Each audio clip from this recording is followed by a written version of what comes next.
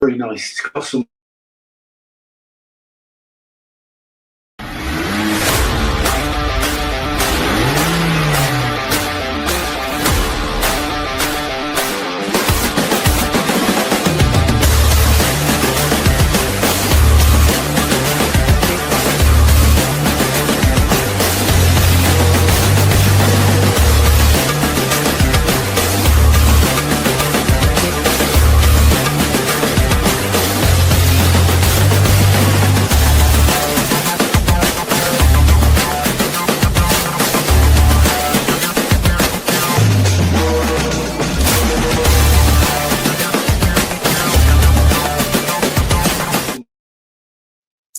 Hello and welcome to another high-octane episode of Full Throttle on Unprecedented TV, the show that puts the pedal to the metal on the issues that matter, from the war on drivers to the fight against the nanny state. I'm Paul Naylor, Director of Communications for the Alliance of British Drivers. Hi, I'm Brian Gregory, Policy Director for the Alliance of British Drivers. Today we're revving up the conversation on a massive win for freedom, UK government's humiliating backtrack on mandatory digital IDs. No more forcing every worker to sign up for Big Brother's tracking app just to earn a living.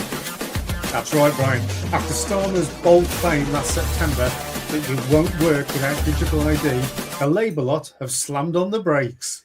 Thanks to the public outrage, petitions hitting millions, and sheer common sense finally prevailing, it's now optional. But is this a real victory or just a pit stop before they try again? We're diving deeper into why this happened, what it means for your privacy, and how it ties into the bigger picture of government overreach. Think surveillance, net zero nonsense, and the erosion of our rights on the road and beyond. And joining us is a true freedom fighter and fellow unprecedented TV star, Basil Valentine, host of Countdown with Basil Valentine. Basil's no stranger to calling out the globalist playbook, and he's got the inside track on this digital ID debacle and much more. Okay, folks, buckle up. It's time to go full throttle. And here he is. Hello, welcome, Basil. Thanks very much for joining us on Full Throttle. It's a pleasure. Nice to meet you both. And you, sir, and you. So, Basil, just let the audience know a bit more about yourself if they haven't had the pleasure to see you before. Well, I was originally recruited by Patrick Henningson of 21st Century Wire and Sunday Wire to join him on his weekly podcast. That was over 10 years ago now. Yeah. And we then came to the attention of a certain Mike Ryan, who may be familiar to some of our listeners, of course, was the head honcho at today's News Talk. Yeah. So I joined the TNT team and eventually became political editor and had a 2-hour program every night until, unfortunately, the funding was plugged before the agreed deadline. And since then, I went back and did a few shifts for The Pulse. I'm also now a regular on a UK column. In fact, I'll be on UK column tomorrow at 1:00 with Patrick Henningson and Mike Robinson. And then I'm doing lots more other stuff as well, including this. So great to be with you. Keep him busy. Great. Excellent. Okay, well, let's open this unsavory can of worms that is digital ID. What is your take on whether or not what we heard yesterday is actually the climb down? Is it a victory, or are they just sort of hit the pause button while they do stuff in the background, continuing in the general direction of sort of making us all slaves. Rightless slaves of the state. Yeah. Well, let's take the win first of all. Okay. Usually, although we're supposed to live in a democracy, we really live in an elected dictatorship. Yes. Starmer, uniquely unpopular.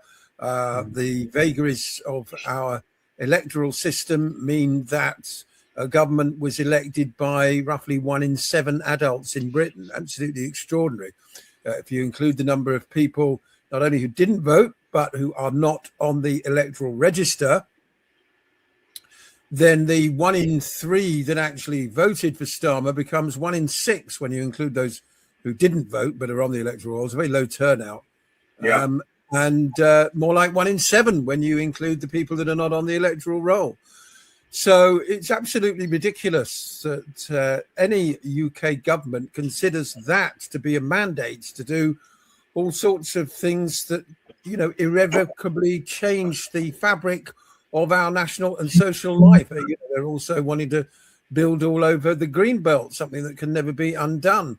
And of course, you know, digital ID, the idea that any subsequent government, although Reform have made noises about not being in favour of digital ID. And in fact, 1 or 2 of their MPs have been amongst the most vocal, Richard Tice in particular. Nevertheless, I wouldn't trust any government to roll back digital ID if it was introduced, because governments don't tend to give up power when they've got it. So was it the 3 million signatories to the online petition? Who knows? I mean, that is a particularly large number of signatories. It certainly is. It's even more than the 2 million, 1.8 million that ABD got with the first anti-road pricing petition quite a few years ago now. But 3 million is very significant. Yeah. And if that was one of the factors, then there's only one reason why the government would have changed course, and that is MPs, including ministers, acting entirely out of self-interest, because they'd really like to continue their well-paid sinecures for another 5 years after the next general election. And almost everything they've done since being elected has been hugely unpopular. So they didn't really need another enormously unpopular policy that had the potential to become this government's poll tax and conceivably bring it down. So, you know, if this is to be a permanent U-turn, you know, let's not forget Tony Blair tried to bring in ID cards in the early part of this century, if you remember. There's a nasty authoritarian streak in this so-called New Labour. He failed. This attempt appears to have failed. And we have to be very watchful that it's not going to be brought in via the back door. You know, whether that's, you know, a new type of passport that also includes digital ID. People say, oh, well, it's just a different type of passport now. And, you know, that will include a QR code on your passport. And then suddenly you're required to produce your passport to all sorts of places within the UK. Who knows? You know, perhaps, I think we've got a video of Rupert Lowe celebrating the government announcement on digital ID. So let's just have a quick look at that. Good news. Keir Starmer has just announced he's abandoned plans to implement compulsory digital ID. I think this is hugely good news for all of us. It shows what can be achieved when sensible MPs get together and with public support make their views known. Nearly 50 MPs signed my open letter to Keir Starmer on this subject, to which we were implacably opposed. And I think we can say this is a victory for common sense. It's a victory for all of us. And we can safely say now that we retain our freedom. Another slice of it has not passed to an oppressive nanny state. We've got 3 more years to go, and we must collectively use this as the template to fight the nonsense that's being peddled and promulgated in this country now. So well done, everybody. Have a large drink to celebrate this evening. I'm sure many of us did. He doesn't really look like he's celebrating there, Rupert, though. No, he struggles to raise a smile, doesn't he? But it's interesting. He referenced the open letter he wrote, which was signed by 50 MPs, because it included amongst the signatories Jeremy Corbyn. So this issue really did unite people in a way that very few can do. I should think it's probably just about the only thing that Rupert Lowe and Jeremy Corbyn agree on, other than that the sky is blue and water's wet, you know. So you know, the demonstrations, there were only a couple. I was slightly surprised that the numbers at those demonstrations weren't bigger than they were, but it was early days, put it that way. Yes. And I think if the government had pressed ahead with this, then we would have seen progressively larger and more frequent demonstrations. But bear in mind, this government are bringing in some new legislation to tackle what they call the cumulative effect of demonstrations.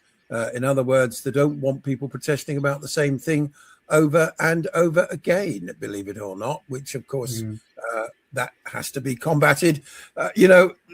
I don't trust anyone, with one or two exceptions in this government, any further than I can throw them. I think they're a thoroughly disgraceful bunch. I really do. I mean, if we go back 40 or 50 years, personally, I think Margaret Thatcher did a huge amount of damage to this country with privatization and various other policies. But at least her cabinet were reasonably well educated and could pass for gentlemen.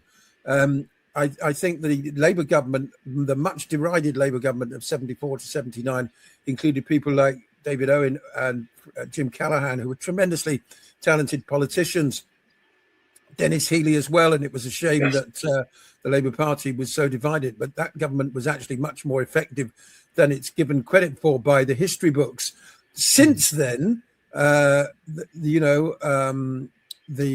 Blair years onwards, the caliber of individuals in government has continued to deteriorate to the point where now we have these self-serving popinjays who do not crucially represent the people who elected them. They get in on a party ticket and then that's it, completely disassociate themselves, with a few exceptions, of course, from the people who voted them in. And you only get a chance to get rid of them once every 5 years. If you're lucky.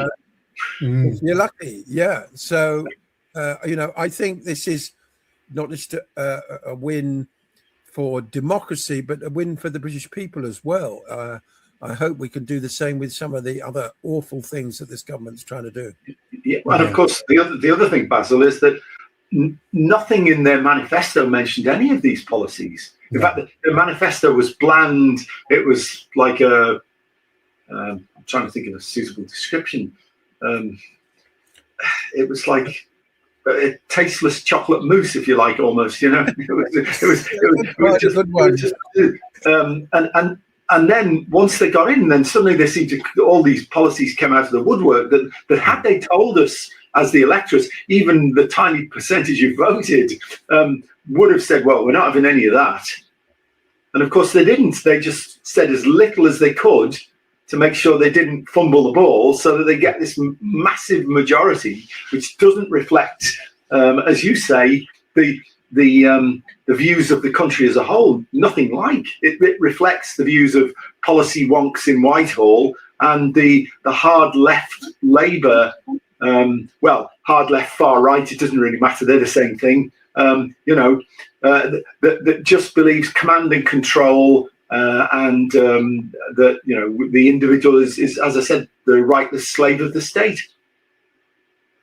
Yeah, I think their buzzword in the election was changed. It was just change. We're not the other lot. We're going to be a change, Simple as that. Rather like the spookily named Tony Blair Institute for Global Change. Yes. Doesn't tell you anything at all about what they actually want to do, No. But, there is still going to be more battles to be won, because the tech bros, particularly in America, the likes of Palantir, are already getting their tentacles into aspects of the UK state. We just signed the biggest deal, £240 million with any company. I can tell you a little bit about it here, actually. The MOD just signed this deal with Palantir, who, of course, were one of the candidates for handling the data of any digital ID. This is really newspeak. A technology company with close ties to the Trump administration has cemented its role analysing data for the UK's military. In December, the MOD directly awarded American data and AI company Palantir a £240 million agreement for, and here's the newspeak, data analytics capabilities supporting critical strategic tactical and live operational decision-making across classifications. Did you get that? Yeah, it doesn't tell you anything really about what they're planning to do. And of course, Palantir are also big in the United States. You know, the only saving grace is they're not Chinese. If that is a saving grace. Yes, I'm sure we'll find out soon enough. Yeah. Yeah. So, you know, it doesn't mean this doesn't mean that they're not going to go for a central bank digital currency. No. Or some other way of programming money, particularly for benefits claimants, so that they can only use it to spend on certain things. Yeah.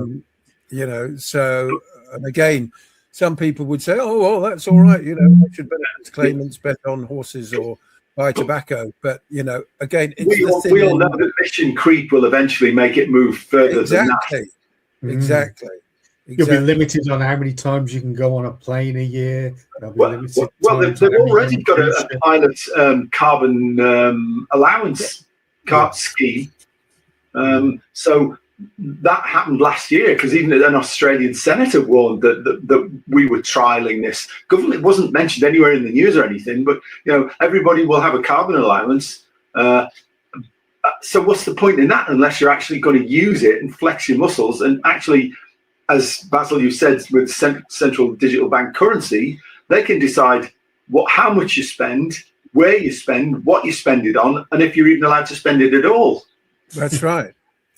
None of us voted for that. No. Well, I mean, I think the Europeans are going down that road anyway. You know, there haven't been all that many tangible benefits of Brexit, but one at least is that we're not directly under the jackboot of Ursula von der Leyen. Yes.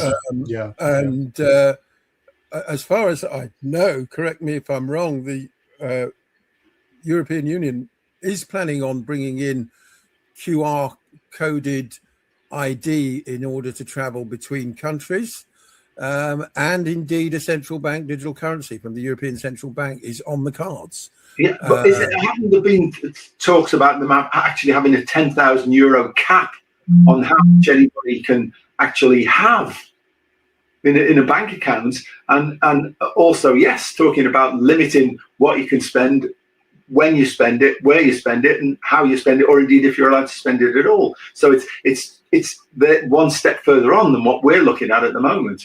But there's a catalogue of stories of people, including in the UK, who've gone into their bank to withdraw a sum of money to buy something like a car, and are quizzed by the bank about what it's for, you know, or even refuse the money until they can demonstrate that they're going to spend it on that particular purchase. I mean, goodness knows what the car dealers of the 1970s and 80s would have made of this, you know. Exactly. Arthur Daly would be in real trouble, wouldn't he? You know, we all remember the saying, cash is king. Yeah. But, you know, not for much longer. No. Yeah. It comes to something when you go past somebody selling the big issue and they've got a Zettel card reader or whatever. You know, it's getting crazy out there. It is, absolutely. Yeah. I just worry, you know, because it's what they allow you to know in the media is one thing. What's going on below the surface is the more worrying issue for me. And going forward, and I think I'm even in the same boat as Jeremy Clarkson. His view is that every election, each party should have a manifesto, and it should be legally binding, so that if they depart from that manifesto, immediately you have to call a general election to get electoral approval for any policy that they want to implement that wasn't in the manifesto. Totally. I don't think that's a bad idea. We could also do with some direct democracy in Britain. Why can't we all log on via our computers and vote on certain issues? But absolutely. Until we have much better information, until we've upgraded the media so that people are better informed about key policy decisions, then those votes are not necessarily going to go the right way. You know, this is it. The whole ID issue is as big, if not bigger, than Brexit. And because Brexit didn't go the way they wanted it to go, we're not going to get the chance to vote for anything again. That's probably the truth of it. Yeah, I think that's the worry. That's about the size of it. Mm. So you two are big car guys. Is the march of the electric car absolutely inexorable, and we're all going to be driven around in self-driving cars like they are in San Francisco in taxis at the moment? Or has the bubble burst? Because from what I'm seeing, values of electric cars have completely cratered second-hand. Who wants to buy a second-hand electric car? Exactly. The battery that's dying. Yeah, exactly. The market has been driven by government policy in terms of subsidies to people buying electric vehicles, by the car market for company cars, but in business, because of the advantages that using an electric vehicle presented in terms of benefiting kind taxation situation. But of course, the government's now gradually dismantling all of those things because they realise that they can't keep subsidising electric cars from now for eternity, because eventually, there isn't yet, but eventually there would be an enormous black hole in the public finances. But what I don't understand here, Basil, is that you can actually, electric cars are smart. When you plug them into the network, they automatically shake hands with the service provider and say, I'm an electric car. So there's no reason why the service provider, when it provides the energy that fills the battery, can't charge that energy out at a price commensurate with filling up a petrol or diesel car. And then you avoid all these problems about road pricing and all the rest of it, because they've paid the money, it's in the tank, they drive until it's empty again, and then the next time they charge, they get charged a similar cost to a petrol or diesel vehicle. So, there's no real problem then. There's no need for pay per mile. And it would put them on a similar status to petrol and diesel vehicles, because essentially you fill your car up, depending on how big a car you drive, how fuel efficient it is, how fast you drive, all the rest of it, you will use more fuel in a given amount of time or not. And it would be the same with an electric vehicle. So, it can be done without any recourse to any pay per mile stuff and all the human rights and the civil liberties worries that accompany that in terms of government surveillance and all the rest of it. But really, what's happened is the market's got to the point now where all of the early adopters have adopted, all the business users have adopted, and they're on like a 3 or 4 year replacement cycle. So we've now reached the point where they've got to try and attract private buyers to buy electric vehicles to get the next rise, and they're not doing it. I mean, I'm not doing it. I've got a diesel vehicle, and I shall keep that diesel vehicle now until it expires. No intention of buying an electric or even a hybrid vehicle. So, and you might indeed expire before that diesel vehicle, Brian. Quite, yes, conceivably at my age. I'm 71 now, so if I keep it for 10 years, and it's only done 30,000 miles, so it's it's got plenty of life left in it. But really, the other things that have happened. As have you. Sorry, Paul. I missed that. So have you, sir. You've got plenty of life left in you. But of course, the other things that are happening is that even the European Union has realised that what they are doing is opening up the market to subsidise Chinese competition, and any new car electric sales are going to be Chinese, because they're basically the Chinese government is subsidising them with subsidies to the manufacturers, and of course dirt cheap energy provided by coal power stations. So the European car industry is going down the pan very quickly, and even von der Leyen has realised that that's a recipe for disaster, and they've got to do something to stop that, which is why they're walking back from the complete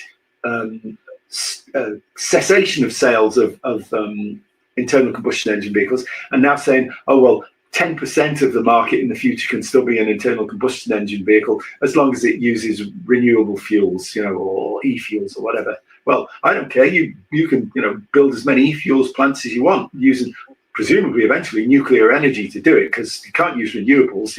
Reliably unreliable renewables don't give you baseload energy. So that's I think that's the first crack in the edifice, because I think eventually they will have to kick the can into the long grass, and we will still be driving internal combustion engine vehicles.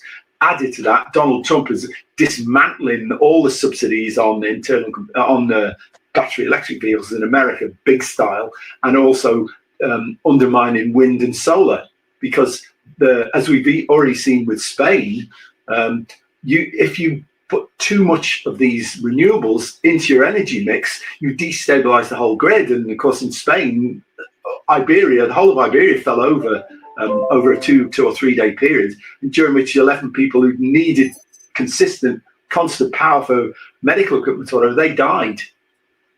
So the future as envisaged by Miliband and his crazy acolytes it's not going to materialize. And Catherine Porter, the energy experts, just produced a report basically saying if we go down this route, we will suffer significant power outages every winter. And the report's about yay thick, and she's presented it to a number of different august bodies, energy bodies. And she's now actually, I think, in America, going around doing the same talk to them as well. So this whole thing is going to come unraveled at some point very soon. And Miliband he ought to be out on his ear already, because he's I can only describe him as sort of delusionally mass formation psychotic, because he has this zealotry, this unshakable belief that renewables and all the rest of it and green energy is the way to go. Well, actually, it's not green. It's not really renewable, because you've got to use a huge hydrocarbon footprint to make them in the first place. All of the wind turbines are concrete for the masts and all the rest of it, and the infrastructure to bring the power back from the Orkneys or wherever it is, all the way back down to London, where most of it's needed, is colossally costly and hugely energy intensive. So it will fall to pieces. It's just how much damage can he do before he gets ousted?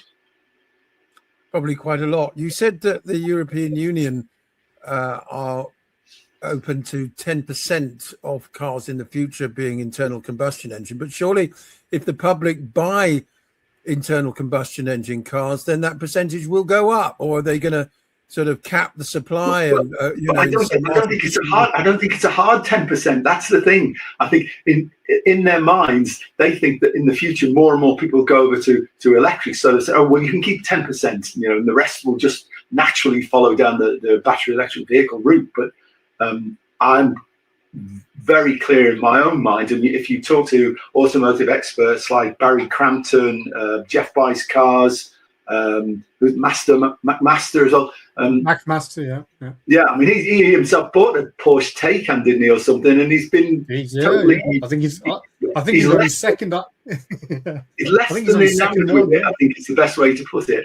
I think he owns one because he hates it and he likes to talk about it. Yeah. So I mean, apart from anything else, it strikes me that we had. What was it about? We've now had over 125 years of continuous development of the internal combustion engine, to the point where they have become extremely efficient. You can get the same performance now out of a 2-litre car that would have taken 5 litres 50 years ago. Everything does 0 to 60 in 6 or 7 seconds. And 50 miles to the gallon, including diesels. So to bin off all those advancements in technology seems extremely stupid, if you ask me. Very, very, very short-sighted, Basil. No question about that. And especially when they're then peddling and heavily promoting battery electric vehicles without the capacity to build them here. And even if we we or Europe could build them, all of the components, the batteries, all of the minerals, the raw materials, all the rest of it, the Chinese have got first dibs on it, and they've got about 90% of the capacity. So it is an insane approach. It really is. We are just laying ourselves open, as we've done with other industries, to let the Chinese just walk in with stuff produced, subsidized, using very, very cheap energy that our industries can't compete with because of our high energy costs, because of net zero, that our economies are just swirling down the plug hole. It's I saw a video on YouTube of a car. I think it was a Xiaomi. Is that right? Is that a new one? Is it a new one? Right. And JQ are the two that I recognise, but there's also Leap Motor and a load of others coming in now. I mean, it's absolutely extraordinary the way I didn't think the Chinese would get into making cars, because it's, perhaps naively, we've tended to think of them as producing things that are sort of lower down the consumer food chain. But this thing is 1500 bhp, 1500. Costs 50 grand, and they put it looks like a Ford Mondeo. It's that same sort of, all cars look the same. I'm sure you can remember. Yeah, so jelly mold kind of thing. Yeah, when I was about 10 years old, I like to think that I could recognize just about any car on the road. And that was how I passed the time, was by spotting the cars, and they were all different shapes, and they were all different colors as well. But now everything's gray, everything's metallic silver or something. This thing, 50 grand, 1,500 bhp, and it was in a drag race with the most expensive, fastest Ferrari you can get, and beat it absolutely hollow. So, the only trouble was they needed to recharge it by the time they got to the end of the drag race. The Ferrari cost £5 million or something. You could have had 20 of these things for one Ferrari, and it was much faster, and you could take 4 people. So I mean, the speed with which they're going ahead in China, that's the thing, is just absolutely extraordinary. Yes. Yeah. And what do they think about net zero? They're not doing anything about it. They're building coal-fired power stations, 10 a week. But no, maybe not that many. But they're building them like crazy. Certainly one a week. Yeah, exactly. Now, the size of their landmass compared to the UK, even if there was an issue, us going down this net zero route is not going to make any difference whatsoever. It's ridiculous. No, we're just making ourselves poor for no reason.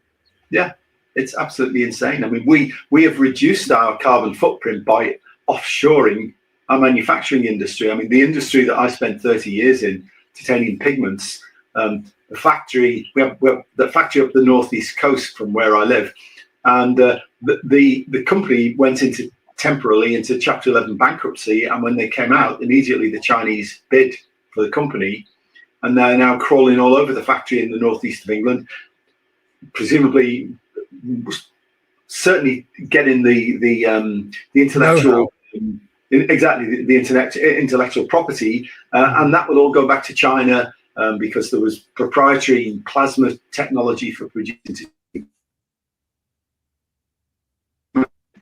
And that will now be bolted onto all the titanium pigment factories in China, and they will presumably shut this factory down in the UK, or at least only have it as a finishing factory, and bring the prime product in from China by freighter as the ores come in, and just finish it at that factory. So it's because of course that gives them a manufacturing footprint here. So it probably is more interesting for them to keep it open for that reason. But all it means is that we are exporting know-how, technology, wealth to the Chinese and pauperizing ourselves. Let's not forget the embassy that's being built. Oh, yeah. Well, that will probably have a direct, conduit into Starmer's, office. So you need to do this now, Comrade Starmer. Do that, Comrade Starmer. Yeah, I mean, I've got to take issue with you, Brian, about the comrade Starmer. He's not left wing at all. He's an authoritarian neoliberal. There's nothing remotely left wing about Starmer. But I think that's an artificial distinction, Basil. That's the problem. People talk about far left and far right now, but ultimately, if you were a citizen under Joseph Stalin or Adolf Hitler, it doesn't make any practical difference. It's still authoritarian. So absolutely.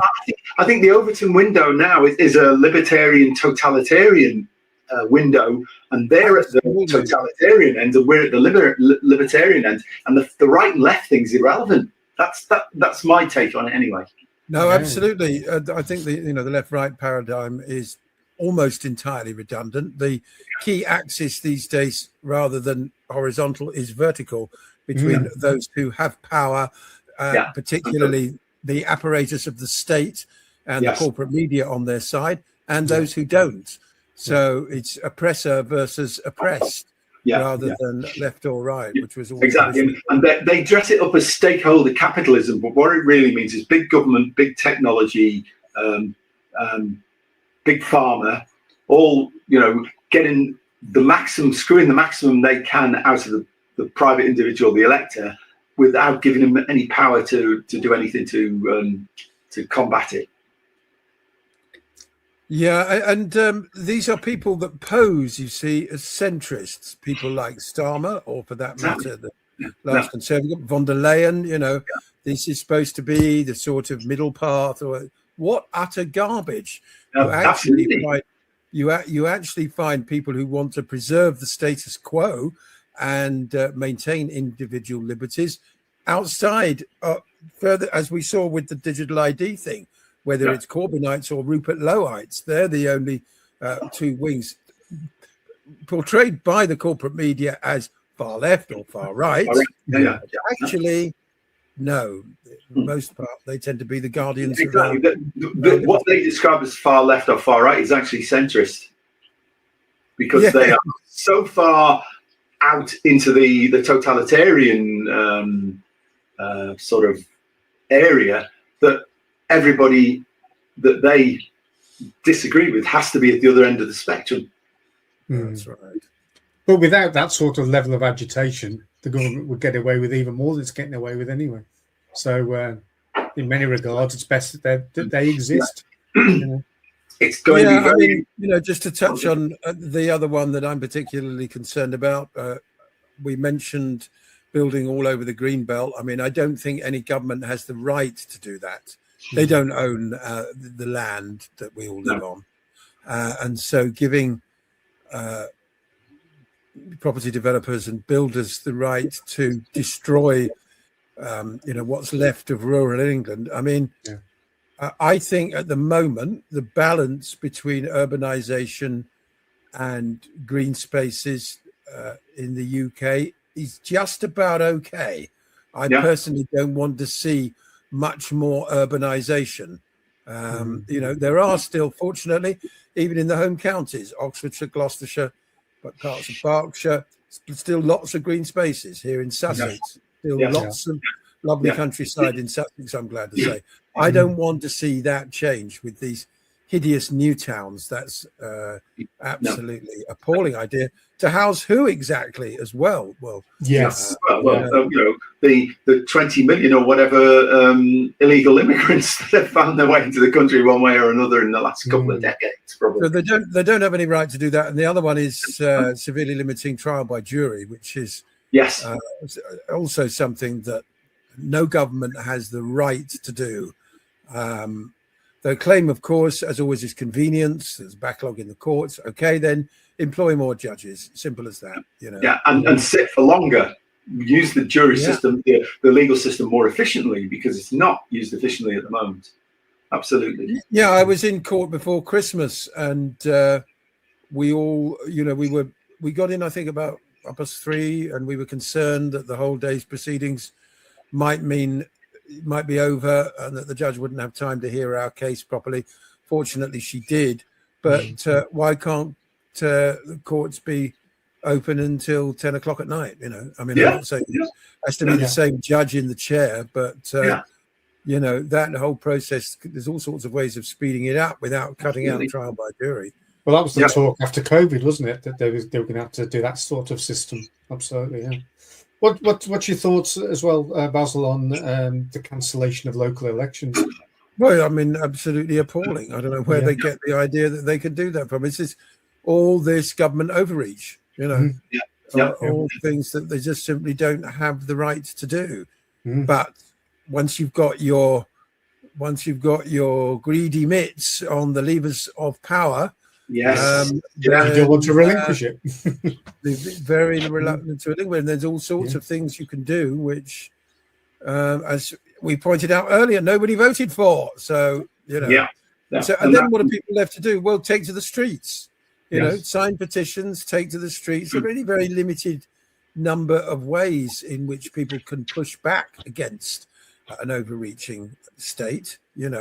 I'm not someone who has been on dozens and dozens of marches. I went on one of the COVID marches at the height of that farrago when it looked like, well, all sorts of things were on the table, mandatory vaccinations and QR codes and possibly even digital ID being brought in under cover of darkness at that time.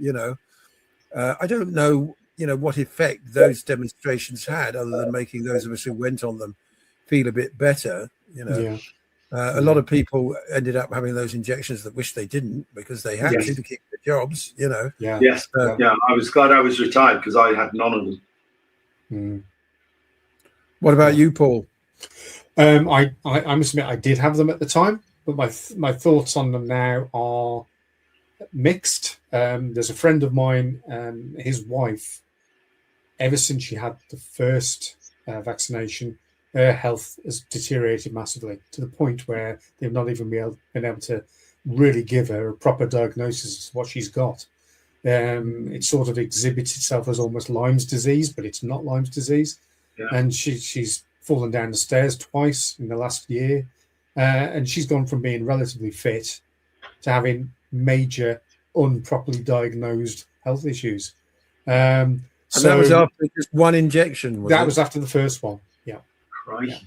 Yeah. And of course, try proving it. Try proving it. Well, I mean, the medical profession, particularly big pharma, just has batten down the hatches, and of course they were given license to basically do all these injections with no sort of fear of proceedings against them. If anything went wrong, whereas the Americans are starting to unravel that now. Robert Kennedy, is it Robert? Whatever. He's unraveling it now and saying, well, actually, no, there's too much evidence of problems after these various injections, particularly the boosters, the ones that came afterwards, for the not to be a legal case to look at that and look at compensation for those who've been affected. And there are a lot of people affected. Well, I don't watch the BBC, only ITV on demand, but from what I've seen, they've been pushing it much less hard this year, all these vaccines. I might be wrong. I mean, I just completely ignore anything like that. But you can. I don't think there's been anything like the same campaign for everybody to have injections this year.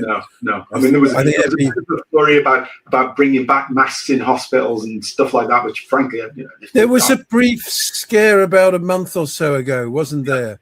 There was some communicable disease on the rise, but it went away as quickly as it has appeared, didn't it? Well, it's called flu, and it happens every year, and don't bring back your stupid tests. I mean, the tests, the PCR test that they used as the excuse for telling everybody to sort of hide in the house and only come and put a periscope out every 6 months or whatever it was, was based on a test that even the guy who invented it said this test is not appropriate for the purposes being used. Kerry Mullis is dead now, of course.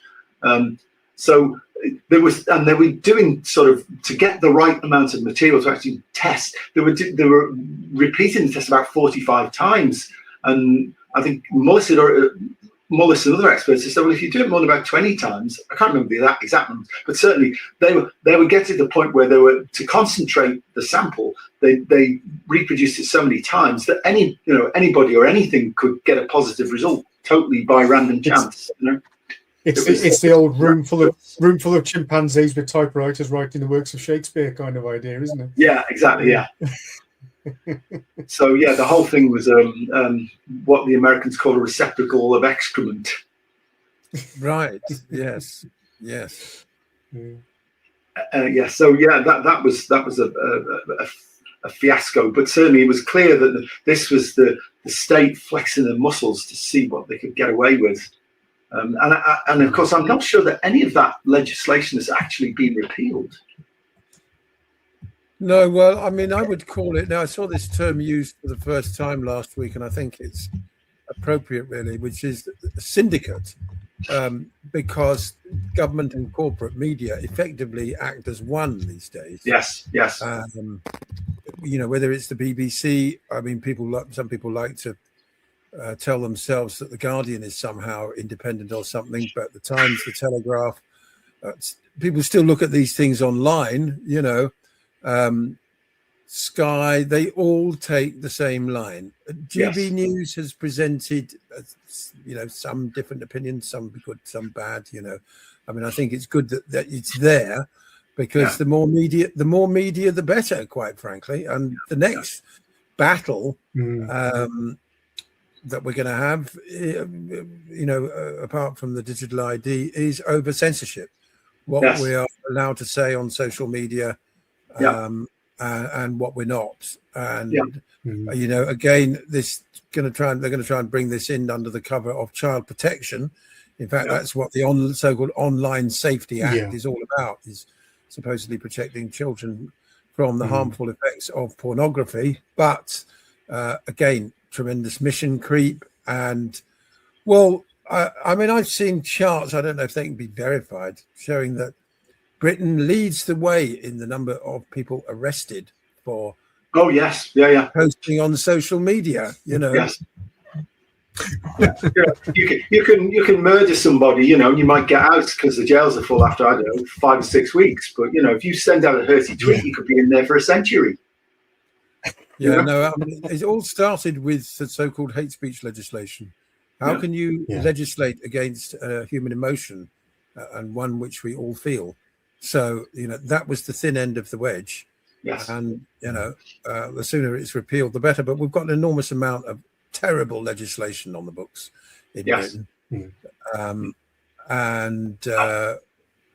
It would be great to see an enormous amount of it repealed. But I don't know if that will happen in my lifetime. Well, I wonder if we go back and we just say repeal the European Communities Act of 1972, whether the whole damn lot just comes crumbling down. And then, of course, if you do that, then you repeal the Climate Change Act and the legislation or the net zero legislation. Those three, and I think a lot of the stinking edifice that we've got at the moment would just collapse in a heap. And then you just start rebuilding again from there. Yeah, well, we'll see. I mean, the next election promises to be, quite unique, because for the first time in over 100 years, or nearly 100 years, whatever, there's the prospect of somebody other than the established parties forming the government. Whether that's reform or some sort of green/your party alliance, because there are pretty much as many people on the left who are as disenchanted with the system that we've had as there are on the right. So it's going to be very interesting. It's going to be a real battle of ideas, the next one. Yeah, absolutely. Yeah, it'll be interesting to see what happens. Let's hope we're not all in irons in, Pentonville or somewhere by the time that happens. Well, we have to remain optimistic. It's not always easy, but optimism is a choice, Yes. I see a lot of people who allow world events and current affairs to get them down personally, internally. And you have to be able to keep these things at arm's length and deal with them with a sense of engaged detachment. Absolutely, and the sake of your own health and sanity. A keen appreciation of the absurd as well, Basil. Yeah. Although, having said that, there are some extremely sinister forces at work on this planet. Absolutely, I agree entirely. Yeah, we ourselves otherwise, Yeah, maybe that's a source for another program with the three of us later. Absolutely. That's been brilliant, Basil. Thanks ever so much for it's been really interesting. My pleasure. We've covered quite a few topics, so thanks again for coming on, and I'm sure we'll have you back in the future too, or you can invite us as the case may be. Okay. Yeah, if nice to go on to your show too. Thank you. Do either of you know anything about motor racing? I used to follow Formula One. I don't follow it as closely as I used to because I find the rules are getting so arcane now that the tyre strategy and the refueling and all the rest of it actually turns it into less of a race and more of a procession. Yeah, it's become very, very technical at the Formula One level. Yeah. I mean, I don't know what they could do about that. They could just say, look, no more tyre changes. Period. Do you know what I mean? You just, all the manufacturers would have to change the formulas, but you get one set of tyres and that's it. You have a race. Do you know what I mean? Yeah, I mean, it was more interesting in the sort of mid-90s where they had a choice of tyres as well. So it was more that sort of era, even when Damon Hill was driving, it was more interesting than now because the car technology is such that one manufacturer, it's been Red Bull up until recently, seems to be McLaren a bit more now. Ferrari have fallen back down the pack.